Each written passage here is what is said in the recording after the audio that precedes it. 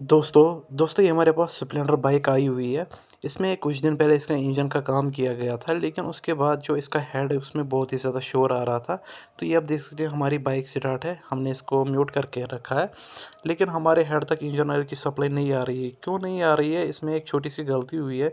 इसमें यहाँ पे जो ये डॉवल लगती है ये नहीं लगा दी गई थी, जिसकी वजह से हमारे हेड तक इंजन ऑयल की सप्लाई नहीं आ रही थी। तो उस वजह से ये बहुत ही ज़्यादा शोर दिखा रहा था।